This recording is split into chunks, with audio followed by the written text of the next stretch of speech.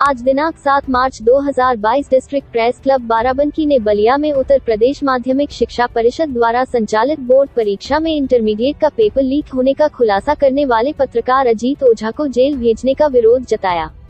पत्रकारों ने जिलाधिकारी के माध्यम से मुख्यमंत्री को ज्ञापन भेजा। बीते दिनों बलिया में उत्तर प्रदेश बोर्ड परीक्षा में पेपर आउट करने वाले नकल माफिया की सच्चाई उजागर कर जिला प्रशासन की मदद करने वाले साथी पत्रकार दिग्विजय सिंह व उनके साथियों पर मुकदमा दर्ज कर गिरफ्तार कर जेल भेजने पर बाराबंकी समस्त पत्रकार बंधुओं ने गहरा शोक प्रकट करते हुए मांग किया कि सभी पत्रकारों पर दर्ज मुकदमे समाप्त कर उन्हें तत्काल रिहा किया जाए एवं लोकतंत्र के चौथे स्तंभ अर्थात प्रेस की आजादी पर हमला कर उनका उत्पीड़न करने वाले अधिकारियों को बर्खास्त किया जाए। मांगों को लेकर जिलाधिकारी के माध्यम से मुख्यमंत्री को ज्ञापन प्रेषित किया है। देखिए, हम काफी सालों से पत्रकारिता कर रहे हैं, कभी भी इस तरह से धरना प्रदर्शन नहीं किया, कभी आंखों में पट्टी नहीं बांधी।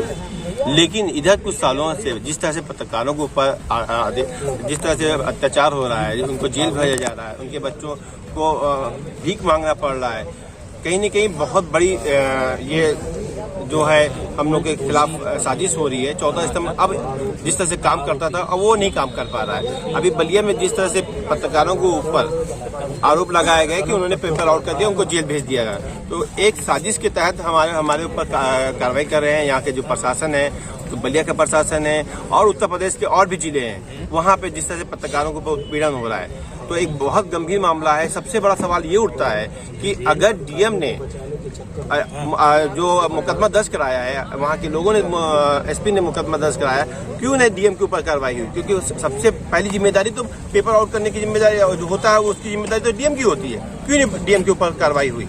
तो सवाल है कि बलिया डीएम के ऊपर भी कार्रवाई होना चाहिए और जो वहाँ के पत्रकार हैं उनको छोड़ना चाहिए। अगर ये कार्रवाई नहीं होती है तो बाराबंकी के हर प्रदेश के हर जिले के पत्रकार काली पट्टी बांधेंगे आंखों में और प्रदर्शन करते रहेंगे। क्या लगता नहीं कि कहीं प्रदर्शन में कोई कमी रह जाती तभी प्रशासन सुनता नहीं हम लोगों की बात है? ऐसा नहीं है। प्रदर्शन करने से गवर्नमेंट बनती है, प्रदर्शन करने से एक अंग्रेज भी भाग गए थे यहाँ से। ऐसी बात नहीं है कि प्रदर्शन करने से लोग सुनेंगे नहीं। आप दिल से करिए, क्यों नहीं सुनेंगे आपकी बात? और सच्चाई है, पत्रकार अगर कोई खबर लिखता है उसके पीछे सच्चाई होती है, लेकिन उनको अच्छा नहीं लगता है अधिकारियों को, वो सरकार को बदनाम करने के लिए काम करते हैं। तो कहीं न कहीं योगी जी को इस पर संज्ञान लेना चाहिए और ऐसे अधिकारियों को चिन्हित करना चाहिए। जिस तरह से गाजियाबाद में और औरैया में डीएम को सस्पेंड किया गया, बलिया की भी मांग है कि बलिया के डीएम को सस्पेंड किया जाए।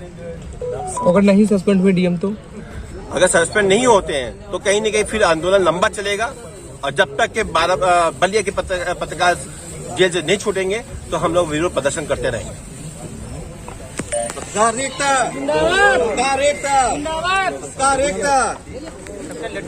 बात नहीं होती, सबसे बड़ी बात ये होती है आंदोलन का एक सांकेतिक हमारा एक कार्यक्रम था।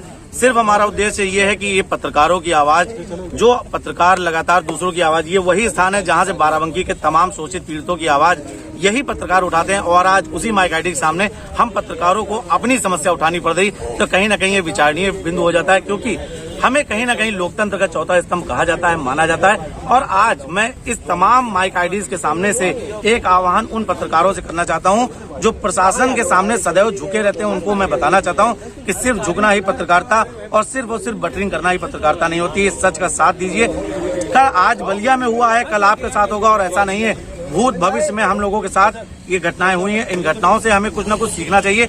और प्रशासनिक तौर पर मैं सीधे से अगर बात कहूं एक पत्रकार के तौर पर, मैं उत्तर प्रदेश के मुख्यमंत्री जो दूसरी बार सत्ता में आए हैं उनका कहीं न कहीं पत्रकारों ने भी सपोर्ट किया है। तो पत्रकार भी इस तरह से आशा करते हैं कि माननीय मुख्यमंत्री जी जितना स्वच्छ नीति अपनाते हैं, जितनी साफ नीति के हैं, उसी नीति से वह इस मामले में हस्तक्षेप करें।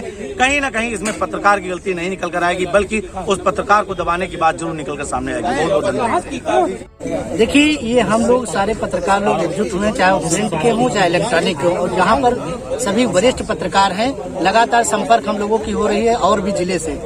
तो ये जो मांग हम लोगों की है, जो बलिया में जिस तरह से एक पत्रकार के ऊपर कार्रवाई की गई है बिना जांच के, क्योंकि शुरुआत से ही यही निर्देश है कि अगर कोई मामला पत्रकार पर आता है तो प्रथम दृष्टया उसकी जांच होनी चाहिए, जांच के बाद ही कुछ कार्रवाई। लेकिन वहाँ पर तो एक तरह से तानाशाही देखने को मिला है। लगातार जो है देख रहे हैं कि प्रदेश में और देश में पत्रकारों पे हमले हो रहे हैं। निहत्थे हम लोग क्या है कि भाई अगर हम कलम से लिख दे रहे हैं तो आप पे इतनी बड़ी मुसीबत आ रही है, तो कहीं ना कहीं हम लोग सच्चाई लिखते हैं तो उसकी खामियाजा हम भुगत रहे हैं। लेकिन अब ऐसा नहीं है कि हम लोग जो है रुकने वाले नहीं हैं, झुकने वाले नहीं हैं।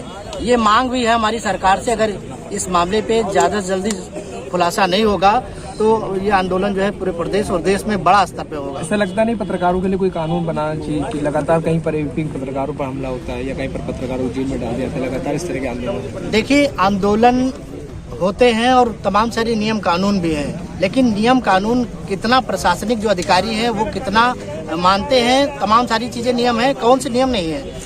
दर्जनों नियम बने हैं पत्रकार के हित के लिए, लेकिन उन नियम का पालन कौन करवाता है? किसी भी मामले में आप देखिए कि कई मामले पुराने ले लीजिए, पत्रकारों पे जो अटैक हुए, हमले हुए, उनकी हत्याएं हुई हैं, जांच तो वही लोग करते हैं ना, नियम का पालन तो वही लोग करवाते हैं। कहीं न कहीं हमारी जो सुरक्षा एजेंसियां हैं वो क्या कर रही हैं? पत्रकारों पे हमले हो जाते हैं और जो है उनकी हत्या हो जाती, बाद में जांच रिपोर्ट क्या आती है, कहीं ना कहीं उस मामले को गुमराह करके फिर दिखा दिया जाता। तो कहीं ना कहीं इस पूरे मामले पे एक उच्च स्तरीय जांच होनी चाहिए और एक कमेटी बननी चाहिए कि पत्रकार की जो जांच हो हाई लेवल पे होनी चाहिए, क्योंकि जो प्रशासन है भाई, प्रशासन इन्वॉल्व होता है और उसी को जांच मिलती है। तो हमारी यही मांग है कि जो जांच हो वो स्वतंत्र एजेंसी से हो, जिससे पत्रकार को इंसाफ मिल सके। हमारे लोगों की जो मांगे हैं, आज ये सबसे पहले तो मुकदमा दर्ज किया, उसको जेल भेजा गया है, उसको तुरंत रिहा किया जाए और उसके खिलाफ जो है डीएम के खिलाफ जांच बैठाई जाए, क्योंकि जो पहलू होता है डीएम ने किस वजह से ये कार्रवाई की, भाई उसने खबर चलाई, खबर क्या चलाना गलत है? हम पत्रकार को चौथा स्तंभ मानते हैं, तो क्या पत्रकार अगर कोई खबर चला रहा है तो उसको जेल भेज दिया जाएगा, उसके ऊपर मुकदमा लिख दिया जाएगा? क्या उसने क्या अपराध कर दिया था? इतना बड़ा अपराध तो नहीं किया था। अगर पेपर लीक मामले में उसने खबर चलाई है तो सबसे पहले डीएम उसमें इन्वॉल्व होता है, डीएम को मालूम होता है कि पेपर कहाँ आ रहे हैं, सील पैक उन्होंने चेक किए थे कि नहीं चेक किए थे। तो अगर उसने वायरल वीडियो पे अगर खबर चलाती तो उसको जेल भेज दिया जाएगा। क्या चौथा स्तंभ इसी के लिए बना है कि अगर कोई भी खबर चलाया जा रही है तो उसको जेल भेजा जाए? ये बर्दाश्त नहीं करेंगे। अब हम सारे पत्रकार एक हो चुके हैं और एक हो के हम लोगों की मांग है कि उसको रिहा किया जाएगा। रिहा नहीं हो रहा है तो ये जिला स्तर पर आवाज उठाई जा रही है, प्रदेश स्तर पर होगी, पूरे लेवल पे होगी। इसको तुरंत कार्रवाई करके इसमें तुरंत कार्रवाई करके इसके जो भी कार्रवाई हो निष्पक्ष की जाए और बलिया जिले के जो जिलाधिकारी हैं उन पर